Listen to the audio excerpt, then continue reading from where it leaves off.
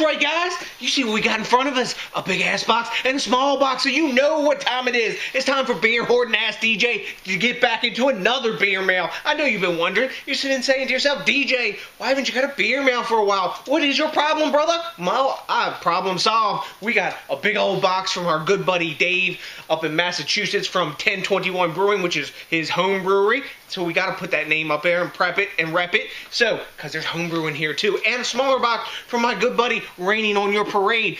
Now, neither of these guys have a channel, but you may have seen them commenting on your videos, especially Raining on Your Parade. So we got a little bit of action from up in Maine, and we got some representation of New England here. That's why we're calling this a tour of New England beer mail, as the title of the video suggested. So, I'm going to open this box. I know it's packed hella good in both boxes, that is. I'm going to put my sidebar chair up here like I always do, and we'll be back to see what's in this box. Yeah. Alright guys, I'm back, and both Dave and Raining on Your Parade did an awesome job packing this beer. Hella good job, as a matter of fact. And everything came perfect. Dave even included a cooler with an ice pack for the super hoppy fresh beers to keep them super hoppy fresh. Dude, that's fucking awesome. I'm going to use that technique. Dave used some of the techniques. I'm going to give a little shout out to my buddy Kevin Clements at ClememtsHomebrew, because I suggested that he watch Kevin's video on how to pack beer. If you guys are new to packing beer and shipping it, watch Kevin's video. He's a real experienced guy shipping beers with the whole SJ Pour brew contest, and I think it's probably the guide to, you know, shipping beer out there to watch. And I'll put a link for it, like I said, down here in the channel. Anyways, before I even show you any of the bounty that I am so fortunate to have received in these packages, I want to give a big thank you to Dave and Raining on Your Parade for being so generous and so kind for sending these beers, because without this generosity, I would have zero chance of touching these beers, reviewing them, let alone tasting them. So, let's get into what's in that box, because I know you want to see and have me stop flapping my gums about this kind of stuff. That's right. So, first, we have a beer from Massachusetts Brewing Company, and it's their Larry Imperial IPA. Now, these guys are out of Westminster, Massachusetts, and this beer clocks in at 8.5% ABV and 85 IBUs. Damn. So, that's our first part of the tour of New England, Westminster, Massachusetts. You will see the trend as we proceed. Now, next, I have a beer that's out of Spencer, Massachusetts, and it's from the Spencer Brewery, also known as the St. Joseph Abbey, and this is their Spencer Trappist Ale. This is the very first approved official Trappist ale brewed in the United States, and this is a Belgian Pale Ale, I believe, and it clocks in at 6.5% ABV, excuse me, and 21.08 IBUs to be exact. So, two awesome beers. Next up, we have a beer that's kind of like been on my radar screen, because back in the day, I dated a hard-loving woman up in Drake, Massachusetts. You know where Drake is, don't you, Dave?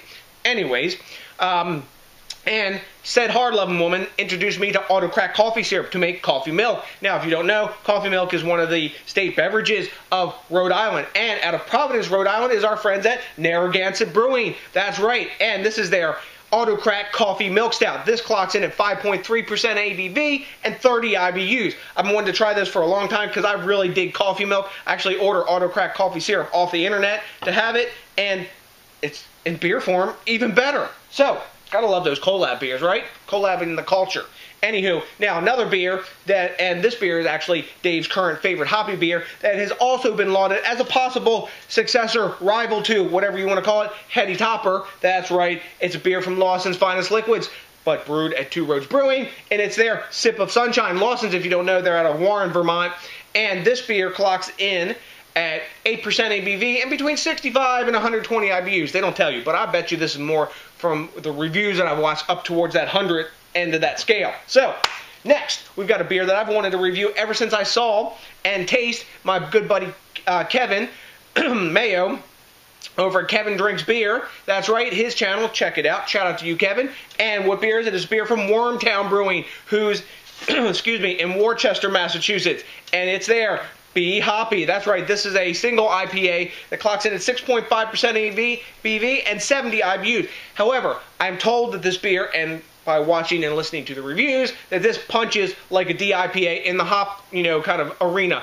That rocks. I'm down with that. Because I like big-ass hoppy beers that aren't super strong and crunk you, and maybe you could crush 2-pounders and not be crushed. So, next, we have a big beer that if you do crush a couple pounders, you may be crushed. That's right, it's one from Cape Ann Brewing. Now, I've had their, I think it's Fisherman's Imperial Pumpkin Ale. That really rocked. And what beer do we have from these guys out of Gloucester, Massachusetts? We've got their Deadeye DIPA. Now, this bad boy clocks in at 9% ABV and 118 IBUs. And they say on the back here, this one actually is a beer kind of out of their comfort zone or mission statement, because their mission is to brew balanced beers, and this is none of that. I'm down with beers that aren't balanced. So, next, especially when they're hoppy, we got a beer from a brewery that I thought I'd never have beer from them because their production is so limited. They're a tiny sort of micro, almost verging on nano side brewery, but they're making some knock it out of the box beers based by the reviews of guys who I trust, having reviewed them. And it's from Treehouse Brewing, who are in Monson, Massachusetts.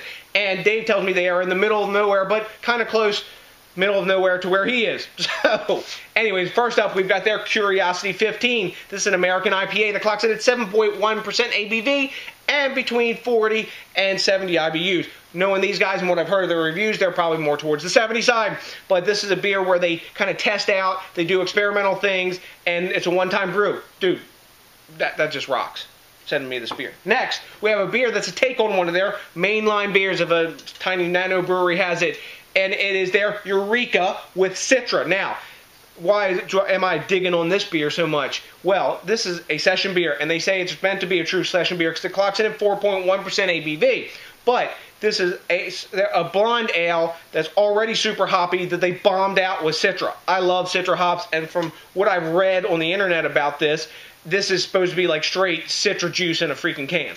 I'm down with that. Maybe this will be the best, the best session beer I've had so far. We're going to find out real soon. I guarantee it. Now, we have another beer now from Wormtown. What beer is it? It's another hoppy beer.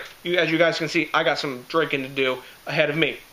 Tough problem to have, right? Anyway, it's their Hopulence. Now, as I mentioned, remember these guys are out of, excuse me, Worcester, Massachusetts. This one clocks in at 8.5% ABV and 120 IBUs. And they say on the bottle here, and I think I read on the web too, that they spared no expense in brewing this beer, and they hopped it at every possibly conceivable time in the brewing process. I'm down with that. That's extreme brewing. And you know what? Extreme is pretty good, because that's one of the reasons we came to the craft beer movement, isn't it? For extreme big flavors. I'll just mount the pulpit. Sorry. Now, next, you guys know, if you watch the channel enough, seen enough reviews, you know I'm digging some Jack's Abbey beers. My good buddy Hopback Nate, shout out to you, my brother, and Average Joe, shout out to you too, man, have sent me some Jack's Abbey. They've been really kind because they get it in their area, and we don't. As you know, my opinion is they make the finest, the best lagers in the United States right now, period. Don't pass go, don't collect $200. They're the king of the heat. So, from them, I was lucky enough to receive 3 beers. First, we have their Kiwi Rising Double IPA. Now, this one's done with all kiwi hops. It clocks in at, excuse me, 8.5% ABV and 105 IBUs. I can't wait to dig this because I love the finish of Jack's Abbey beers. They're big, hoppy, up in your face, beating your palate with those hops, and in the back, boom, it's gone. Clear, clean, yum. Anyways, next. Gotta love IPLs, don't you? Anyways, now we have from Jack's Abbey, My Back Hurts Like Hellas. That's right, or like my back hurts like hell. I don't know. But this is a My Back / Hellas Bock. It's their own style. It's a take on the classic German style. They're using noble hops, but because of the blending of the styles, that's why it's their take on it. This bad boy clocks in at 6.5% ABV and 25 IBUs. That's kind of right down the classic scale for a Bock beer of this type. And as you guys know, my start in beer drinking, it was German beer, so you know I'm down with this shit. So, maybe that's why their lagers and stuff, like their DIPLs and IPLs and all that stuff, taste so precise, because they've got these German styles down, and they've got that kind of like, you know, roots to them. Anywho, next. I was digressing. You're not surprised. We have an awesome beer from these guys. We've got their Coffee Barrel Aged Framing Hammer Baltic Porter. This bad boy clocks in at 10% ABV and 55 IBUs. This is barrel aged in bourbon barrels and matured on coffee beans while it's in said bourbon barrels. What's not to like about that? All the reviews I've seen of Framing Hammer and all excuse me, and all of the flavored variants, they've just been totally gaga, and people have been blown away and say this beer is very Imperial Stout-like, more than a Baltic Porter. But it's a freaking lager. Nothing wrong with lager yeast, guys, as long as you know how to do it, I suppose. So, last but not least from Dave, we have 2 homebrews for him. 2 of the same anyway, 2 homebrews from him. We have his Yard Crasher IPA. That's right. Now this is a take on, excuse me, Limbo DIPA from who brews that? From Long Trail. I've had that beer. I like that beer.